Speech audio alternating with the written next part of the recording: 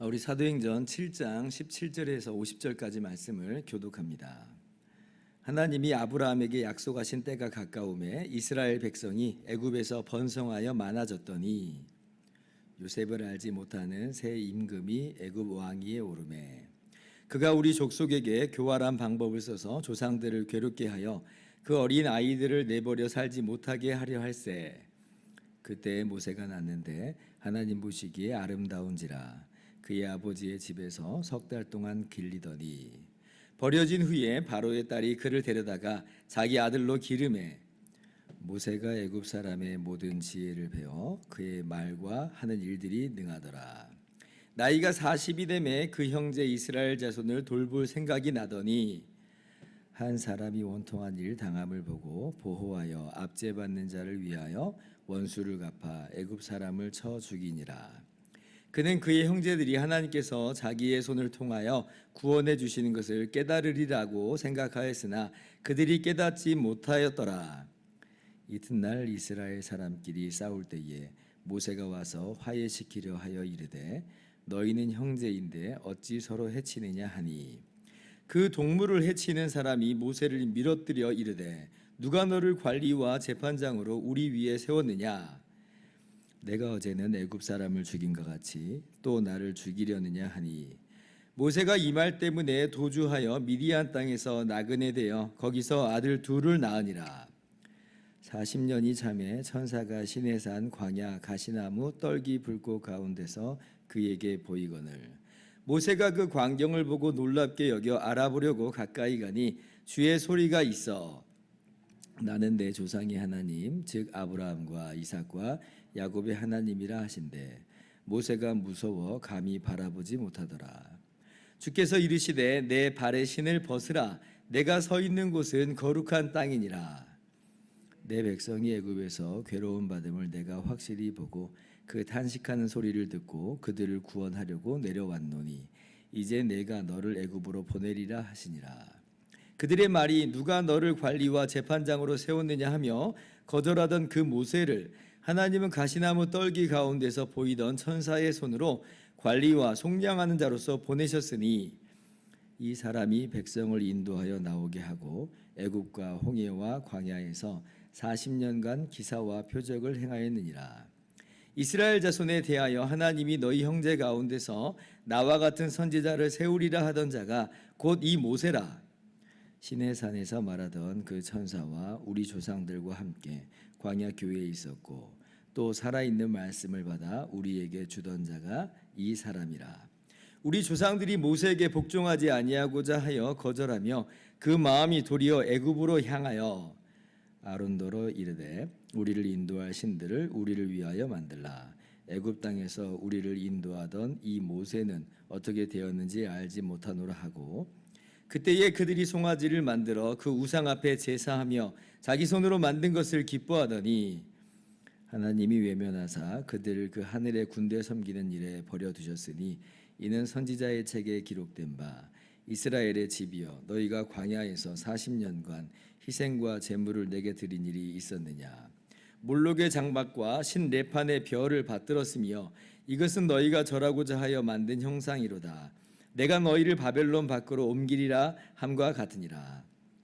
광야에서 우리 조상들에게 증거의 장막이 있었으니 이것은 모세에게 말씀하신 이가 명하사 그가 본 그 양식대로 만들게 하신 것이라. 우리 조상들이 그것을 받아 하나님이 그들 앞에서 쫓아내신 이방인의 땅을 점령할 때에 여호수아와 함께 가지고 들어가서 다윗 때까지 이르니라. 다윗이 하나님 앞에서 은혜를 받아 야곱의 집을 위하여 하나님의 처소를 준비하게 하여 달라고 하더니 솔로몬이 그를 위하여 집을 지었느니라. 그러나 지극히 높으신 이는 손으로 지은 곳에 계시지 아니하시나니 선지자가 말한 바 주께서 이르시되 하늘은 나의 보좌요 땅은 나의 발등상이니 너희가 나를 위하여 무슨 집을 짓겠으며 나의 안식할 처소가 어디냐. 이 모든 것이 다 내 손으로 지은 것이 아니냐 함과 같으니라. 아멘. 할렐루야. 하나님의 크신 은혜와 평강이 오늘도 변함없이 여러분 가운데 가득 넘치기를 주님의 이름으로 축원합니다. 어제 본문에서 스데반 집사께서는 아브라함부터 요셉에 이르기까지의 역사를 이야기했습니다. 오늘 본문은 그 이후인 이제 모세의 이야기를 중점적으로 다루고 있습니다. 요셉 당시에 야곱과 야곱의 모든 아들들이 다 애굽으로 내려가서 거했죠. 그리고 400년 동안 거기서 머물게 됩니다. 그래서 그 400년 동안 머물 때 이제 가족 수준이 아니라 가족으로 내려갔는데 이제 가족 수준이 아니라 큰 민족을 이스라엘 민족을 형성하게 되는 거죠. 그런데 이제 그때 요셉을 알지 못하던 그 애굽의 왕이 일어나면서부터 이스라엘 민족에게 이제 환란과 시련이 다가옵니다. 이스라엘 민족이 너무 강해지는 것처럼 보이니까 그 애굽 왕 바로가 어떤 일을 저지르냐면 어린아이들을 죽이라 명령을 내리죠. 19절 보니까 그러죠. 그리고 이제 어른들은 중노동에 시달리게 되었습니다. 그때 하나님께서 그 이스라엘 백성을 불쌍히 여기셔서 모세를 택하시죠. 모세를 부르셔서 이스라엘의 구원자로 세우시는 거예요. 그 과정을 이제 오늘 말씀에서 쭉 설명을 하고 있잖아요. 30절 이하를 보면 하나님께서 모세를 부르신 장면이 쭉 나오는데 시내산에서 80세 노인인 모세가 장인의 양떼를 치고 있었는데 그때 이제 떨기 가시나무에 불이 붙었어요. 근데 그 가시나무가 없어지지 않는 거예요. 원래 불이 붙으면 뭐 조금 타다가 금방 사라져야 되는데 근데 가시나무에 불이 붙었는데 계속 지금 타오르고 있고 가시나무는 그대로 있는 거죠. 하나님께서 그곳에서 모세를 만나 주신 것이에요. 모세가 그래서 그게 너무 신기해가지고 이게 어떻게 된 일인가, 우리 눈앞에 그런 일이 펼쳐지면 굉장히 신기하겠잖아요. 그래서 그 떨기 가시나무 불꽃 앞으로 딱 나아가는데 근데 그때 하나님께서 뭐라고 말씀하세요? 33절입니다. 자, 주께서 이르시되 내 발의 신을 벗으라 내가 서 있는 곳은 거룩한 땅이니라 라고 말씀하시면서 모세를 만나 주시고 이렇게 해서 모세에게 사명을 주시는 겁니다. 자, 그런데 여기서 중요한 개념이 또 이렇게 어제에 이어서 동일하게 언급되고 있죠. 네가 서 있는 곳이 거룩한 땅이다. 그래서 이 땅 어떤 곳인데요? 가나안 땅 아니잖아요.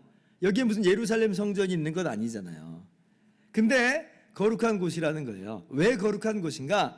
하나님의 임재가 있는 곳이 바로 거룩한 곳이다라고 하는 거예요.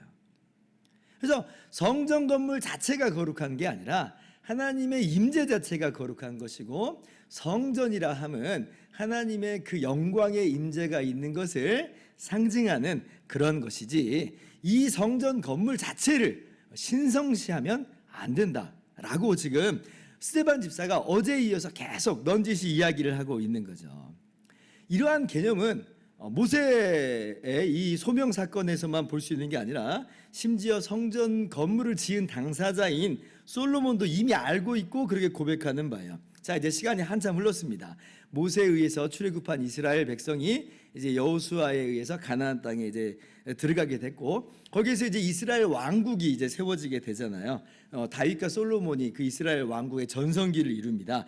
그때 이제 성전 건물이 지어지는데 근데 그 솔로몬이 성전 건물을 짓고 나서 무슨 이야기를 하냐면 열왕기상 8장 27절을 제가 한번 찾아와 봤어요. 읽어드릴게요. 하나님이 참으로 땅에 거하시리이까 하늘과 하늘들의 하늘이라도 주를 용납하지 못하겠거든 하물며 내가 건축한 이 전 이오리이까. 똑같은 고백을 하죠.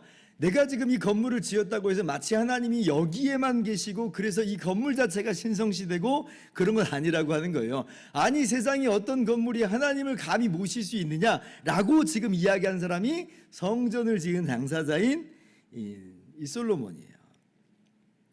당연한 이야기죠. 왜냐하면 하나님께서 천지 만물을 창조하셨는데 지가 아무리 성전 건물이 화려하고 크다 한들 이것이 어떻게 하나님을 모실 수 있는 곳이 될 수 있겠어요. 하나님께서도 분명히 이사야 선지자를 통해서 이걸 말씀하셨습니다. 오늘 이제 스데반 집사님이 인용한 말씀이 이사야 66장 1절과 2절을 인용한 거예요. 48절 이하에 보면 이제 하나님께서 선지자로 통해서 말씀하셨다라고 하는 내용이 이사야 66장 1절 2절이거든요. 자, 주께서 이르시되 하늘은 나의 보좌요 땅은 나의 발등상이니 너희가 나를 위하여 무슨 집을 짓겠으며 나의 안식할 처소가 어디냐? 이 모든 것이 다 내 손으로 지은 것이 아니냐? 똑같은 이야기를 지금 하나님께서 말씀하고 계시잖아요. 그러니까 스데반은 이 모든 것을 지금 명백하게 다 알고 있는 거예요. 성경을 통해서 이 내용이 어떤 내용인지를 이제 아는 거죠.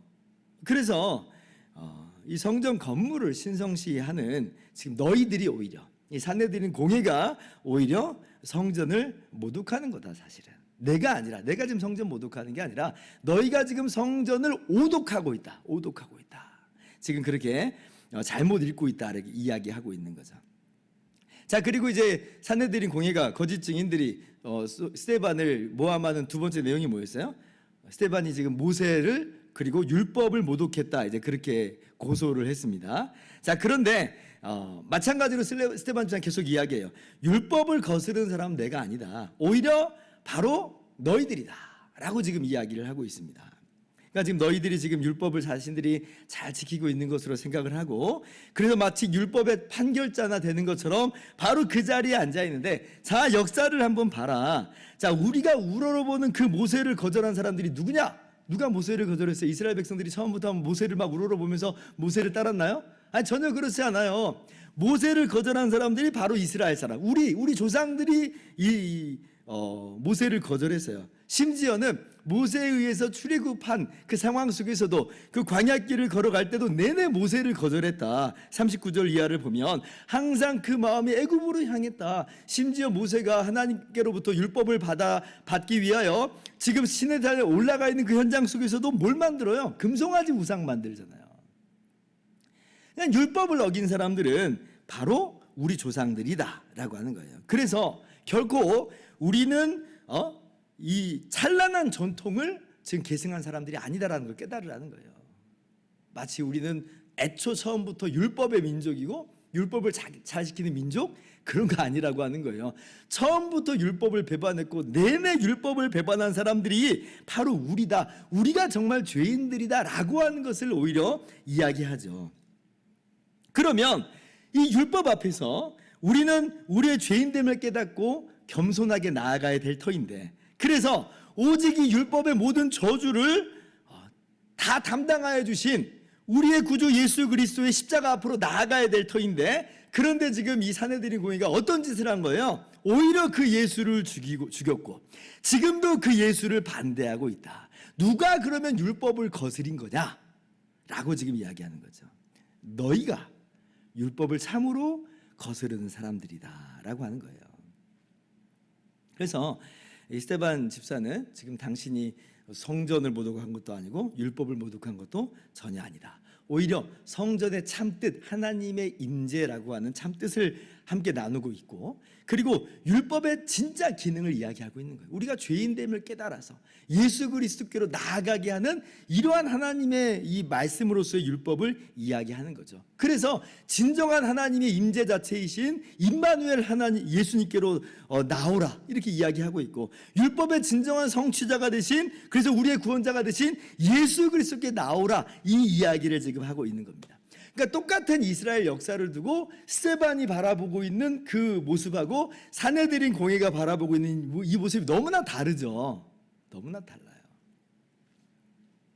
그래서 우리가 오늘 말씀 보면서 이렇게 생각을 합니다. 아, 성경을 정말 바로 보는 안목이 필요하구나. 그리고 너무나 감사한 것은 성령을 우리 가운데 보내주셔서 하나님의 말씀을 바르게 깨닫게 하여 주신 하나님의 은혜가 너무나 감사해요. 그죠?